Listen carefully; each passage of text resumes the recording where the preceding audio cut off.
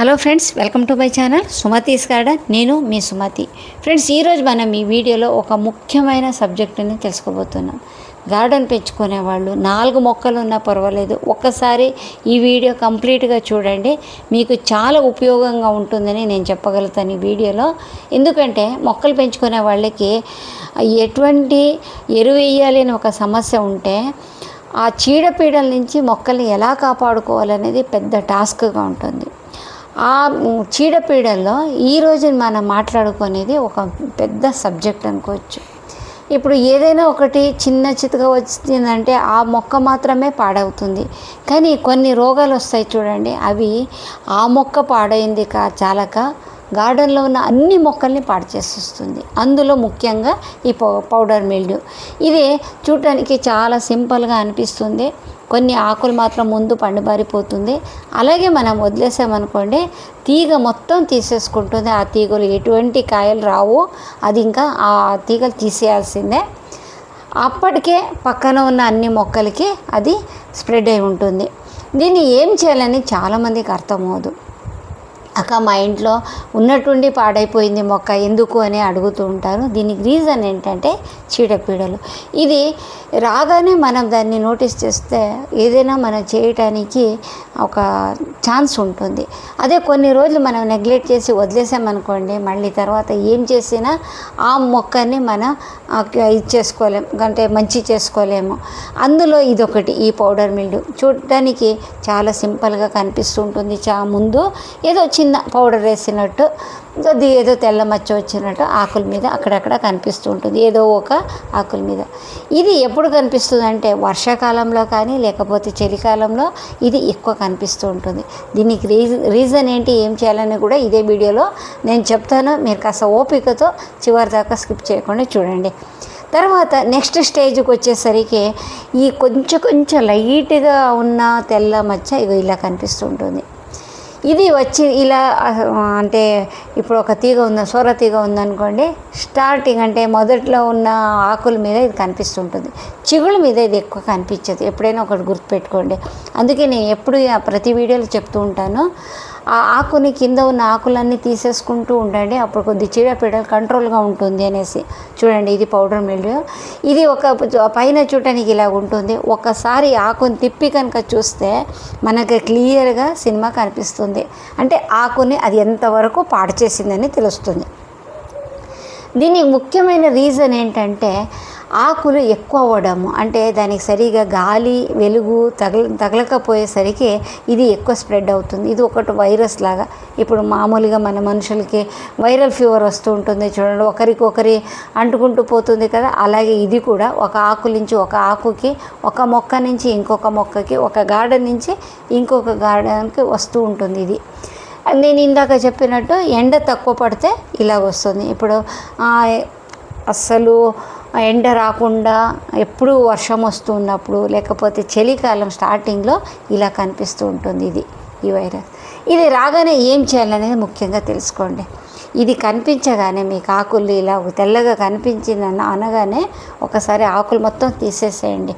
ఎక్కడెక్కడ తెల్ల ఆకులు ఉన్నాయో అవి మొత్తం తీసేసి దూరంగా పడేయండి. ఆ గార్డెన్లో ఎక్కడ దగ్గరలో పెట్టకండి. ఎందుకంటే అక్కడి నుంచి మళ్ళీ వచ్చేస్తుంది గాలిలో, ఇంకో మొక్కకు తీసుకుంటుంది. ఎన్ని ఆకులకు వచ్చిందో అన్ని ఆకులు తీయాల్సిందే. ఒకవేళ అది పైదాకా వెళ్ళిపోయింది అనుకోండి, చిగులు కూడా ఇది అటాక్ అయిపోతే అది కంప్లీట్గా ఆ మొక్కనే తీసేసి మళ్ళీ వేరే కొత్త విత్తనాలు నాటుకోండి. అంతేకాని కొన్ని ఆకులు తీసేసాను కదా ఇంకా బాగా అవుతుంది అని అనుకోకండి. ఎందుకంటే ఇది చాలా దరిద్రమైన ఒక చీడపీడ అంటాను నేను. అన్ని మొక్కలకు వస్తుంది, తీగ జాతులకనే కాదు అన్నిటికీ ఇది కనిపిస్తూనే ఉంటుంది. తెల్ల తెల్ల మచ్చలు కనిపిస్తుంది. సరే, ఇది వచ్చినప్పుడు స్టార్టింగ్లో మనం ఏం చేయాలి, ఆకులను తీసేసేయాలి. మీకు ఏమైనా వీలు ఉంటే మొక్కల్ని కాస్త దూరంగా పెట్టడానికి ట్రై చేయండి. ఆకులు ఎక్కువ ఉన్నప్పుడు మొత్తం తీసేసేయండి. ఏ తీగ అయినా పర్వాలేదు. స్టార్టింగ్ నుంచి ఇది రాకముందే కొద్దిగా ఆకులు తీసుకుంటూ ఉండండి. తర్వాత ఇది ఒక తెల్ల మచ్చలోనే ఉంటుంది అనుకోకండి. ఇలా ఈ పిక్చర్లో చూడండి, అక్కడక్కడ కాలిపోయినట్టు ఈ రాగి రంగులో కూడా కనిపిస్తూ ఉంటుంది. ఇది కూడా సేమ్ ప్రాబ్లం. ఇది కూడా వైరసే, ఫంగస్సే. ఇవి రెండు నుంచి ఇలాంటి ఆకులన్నీ ప్రాబ్లం వస్తూ ఉంటుంది. ఇది రాగానే ముందు ఇందాక చెప్పినట్టు ఆకులన్నీ తీసేసుకోవాలి, దూరంగా పెట్టాలి, కాస్త వాటర్ తగ్గించుకోవాలి. తర్వాత నెక్స్ట్ ఏంటంటే చిన్న సింపుల్, అస్సలు ఏమీ డబ్బులు ఖర్చు పెట్టకుండా మన ఇంట్లో ఉన్న వస్తువులతోనే దీన్ని క్యూర్ చేసుకోవచ్చు.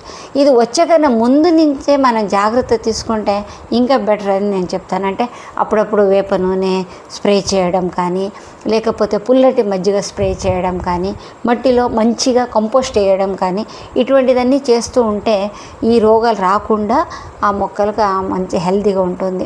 ఏదైనా కానివ్వండి, మొక్క హెల్తీగా ఉందనుకోండి, అటువంటి మొక్కలకి రోగాలు రావడం చాలా రేర్గా ఉంటుంది. ఇంకొకటి ఏంటంటే, ఎక్కడో నార్త్ సైడ్ నుంచి మనం ఆ విత్తనాలు తెప్పించుకొని మన సౌత్లో పెంచుకున్నప్పుడు ఇటువంటి రోగాలు తొందరగా దానికి అటాక్ అవుతుంది. అదే మన ఏరియాలో పెరిగే మన ప్రాంతంలో పెరిగే కూరగాయలని పెంచుకున్నప్పుడు కొంచెం దానికి ఏంటంటే ఇలాంటి చీడపీడలు కొద్దిగా కంట్రోల్గా ఉంటుంది. కావాలంటే మీరు చూసుకోండి, ఎప్పుడైనా కానివ్వండి, మనం దూరం నుంచి తెప్పించుకొని నాటుకున్న సీడ్స్కు మన ఇంటి ప్రాంతంలో దొరికే సీడ్స్కు చాలా డిఫరెన్స్ ఉంటుంది. అంటే ఆ మొక్కలు పెరిగే దాంట్లో అంటే మన ప్రాంతంలో ఉన్న మన వాతావరణానికి అవి ముందు నుంచే వాటికి అడ్జస్ట్ అయిపోయి ఉంటుంది కాబట్టి చీడపీడ రాకుండా ఉంటుంది. ఇంకొకటి నెక్స్ట్ ఏంటంటే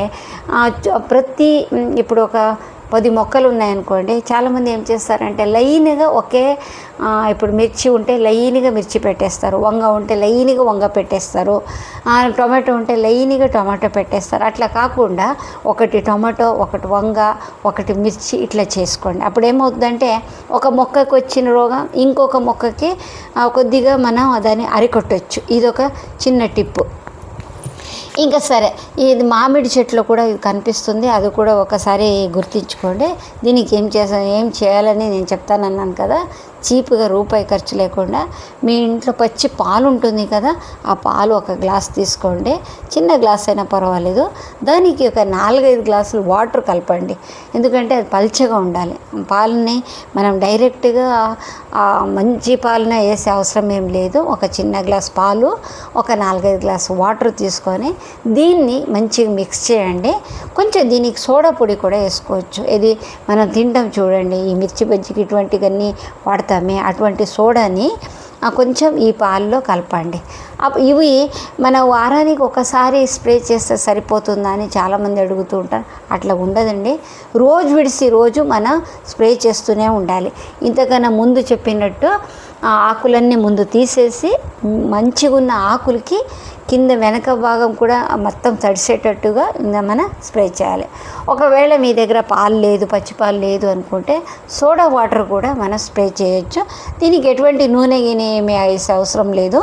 రోజు విడిచి రోజు ఒక 15-20 రోజులు మీరు కష్టపడితే కొద్దిగా స్ట్రెయిన్ తీసుకొని చేస్తే కనుక మీ గార్డెన్ నుంచి ఈ పౌడర్ మిల్డ్యూ అనే రోగం కొద్దిగా వెళ్ళిపోతుంది. చూసారా, ఇది ముందు ఒక ఆకు వస్తుంది, ఆ ఆకులు ఎలాగైపోతుంది చూడండి.